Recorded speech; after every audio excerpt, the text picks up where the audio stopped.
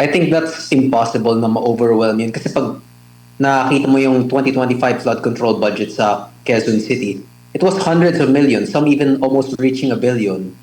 Paano ma-overwhelm yun? How big are their districts? And how flood-prone is it that hundreds of millions of pesos cannot fix it?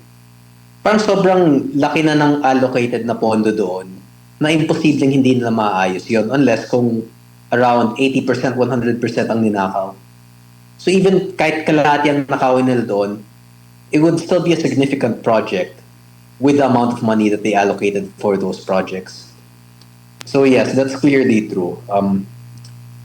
Imposible na gumagana ang flood control projects na ginawa nila, na ina-allocate nila doon kahit sobrang laki ang budget na nilagay nila. Ito na nga, diretsahan na ho tayo dahil may nagkaroon po ng pag-question si Representative Chanco kung bakit daw hindi dumaan sa pre-plenary deliberation ang House budget. Gaano ba kahalaga yung ganitong proseso para sa inyo bilang nanggaling ho kayo sa House of Representatives, Kong Kiko? Yes, yung sa pre-plenary deliberation kasi, it's a very important part of the budget deliberations kasi yung una lang pinag-uusapan before a few months before actually passing the budget. Kaya ang gusto ni Congressman Chanco is that the House budget will also be added to the pre-plenary deliberations. And siguro, ang naging reply doon, yung napanood kong news report regarding that is that ayaw ng Finance Committee na pag-usapan din yun. Not Finance, ayaw ng Appropriations Committee na pag-usapan din yun. Mm-hmm. Because they are citing it as a waste of time. Oo, pero para sa inyo hindi papayag ho ba kayo na hindi na lang ito pag-uusapan? Ano ba yung maaaring maging problema kung may bahagi ng budget na hindi dumaan sa masusing deliberation bago umabot sa plenaryo? Yes, kasi parang mali naman na sasabihin nila na sayang lang yung oras na pag-usapan doon. Totoo naman na matagal talaga yung proseso ng budget deliberations and yung pagpasa ng national budget. But at the same time, this is the people's money and this is not a small amount. This is 30 billion pesos proposed for the 2027 budget. At siguro, ay nilang masyadong mag-issue regarding that. Since pag pinag-uusapan yung budget ngayon, makita ng tao na ang sinasabi nila sa Appropriations Committee ay hindi na nakikita yung mga proyekto, hindi na nakikita yung actual success of the budgeted programs. Mm-hmm. So ibig sabihin, halimbawa, kasi pare-pareho naman ho tayo taxpayers, gaano ba ka-importante at bakit kailangan natin pakialaman kung dumaan ba o hindi yung deliberation process ng budget na ito? Yes, kasi nakikita talaga natin yan. Kahit anong sabihin nila, totoong bumabaha. At kahit sinasabi na mas konti yung baha ngayon, napapansin pa rin natin na ang mga public statements ng Philippine government at ang nakita nating reality sa mga news sites and even on the ground is very different. And that's the issue that we have today. The more na pag-uusapan nila yung budget at the more na mababalita yung deliberations na on budget, the more we can see the difference between the reality and the public statements that Congress is releasing. Mm-hmm. So ibig sabihin kung may mga Kong Kiko, ibig sabihin kung may mga budget items halimbawa na hindi malinaw ang justification, ano ba yung dapat na gawin ng mga mambabatas bago ito aprubahan? Hindi, actually the problem here is not malinaw naman yung justification noon. We created flood control projects in order to remove the flooding in the district. Ang problema lang kasi is that hindi napunta yung budgeted na pera sa tamang proyekto o sa tamang mga in the right projects or in the proper, it was not properly used and it was not effective in the usage of it. Ang naging problema natin dito is that it was not teka lang. The flood control budget was actually properly budgeted, but it was not properly used and it was not properly done and it was not effective, which is what caused the people to lose faith in the Congress's budget. Kaya ngayon, pag pinag-uusapan natin, whenever there's budget deliberations, they try to remove the topic from that because that could come back in the later at a later time where the issue would be questioned. Sir, balikan ko lang po itong 107.4 billion pesos na Yes. ipinanukalang pondo para sa flood control project sa taong 2027. At alam naman po natin, sir, na for these past years, noong 2025, especially nung SONA, sinabi nga ni Pangulong Marcos na meron silang 5,000 flood control projects, and after that, finact-check po yan ng, Yes. ng Mother Nature, ng kalikasan. Ngayon naman po, sir, 107.4 billion pesos. Para po sa inyo bilang isang dating kongresista, hindi po ba ito nakakabahala? Ano po ba dapat ang gawin natin taong bayan? Parang kasi nadala na tayo nung mga na past years. From what I understand, last year kasi nung nagkaroon ng issue sa flood control, naging popular yung flood control scandals at bumaba si Speaker Martin Romualdez. What they were planning on doing is na hindi nila i-allocate sa flood control projects kasi nakita ng mga tao na binubulsa lang yun ng mga politiko. The problem there is that kung hindi sila mag-allocate ng flood control budgets, matutuloy yung mga baha. So now they are seeing the issues within that as well, na nagkaroon ng flood control budget, hindi natuloy, tapos ngayon kailangan nila ulit mag-allocate ng flood control budget para sa next 2027, hindi tayo magkakaroon ng ganito. Pero ang problema ngayon, wala ang tiwala ang taong bayan sa mga flood control projects. Kahit nagbago sila ng speakership, we can see that there is not any significant change despite the change in House leadership. Mm-mm. And speaking of flood control funds, Sir Kiko, wala pong pondo ang Region 11, specifically sa Davao region. Your comment on that, sir. Sa tingin po ninyo, meron pong politika sa likod po Yes. ng ganitong klaseng pagbibigay ng no budget for flood control projects? Yes, nagkakaroon ng pamumulitika din doon since there was also removal of committee chairmanships and vice chairmanships after the voting for the impeachment 3 months ago, I believe. Pagkatapos noon, nagkaroon ng shift in how the budget was made. Well, hindi lang how the budget was made, but also how the House treated the members who voted no for the impeachment. So there's possibility of politicizing there.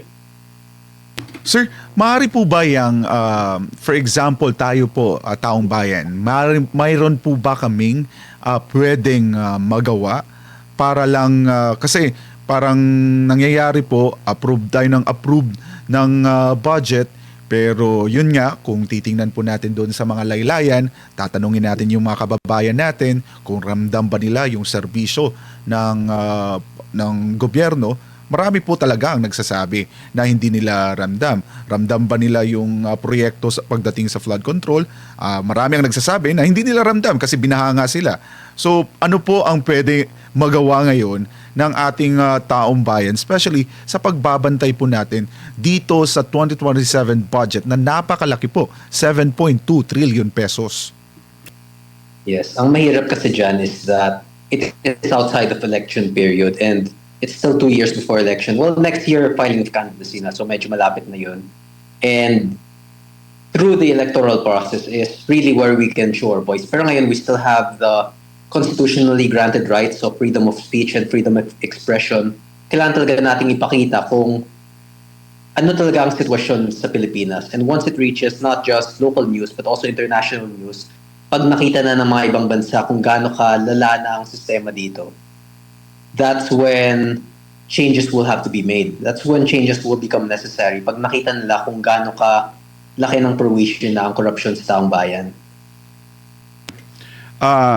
Kong Kiko, balikan ko lang yung nangyaring mga pagbaha dito sa Metro Manila tapos sa iba pa na mga lalawigan ho natin. How do you take on sa reasoning ng government natin na meron naman talagang flood control na overwhelmed lang sa baha? And now, paulit-ulit na nangyayari itong mga pagbaha, sinisingil ng kalikasan yung mga projects na yan.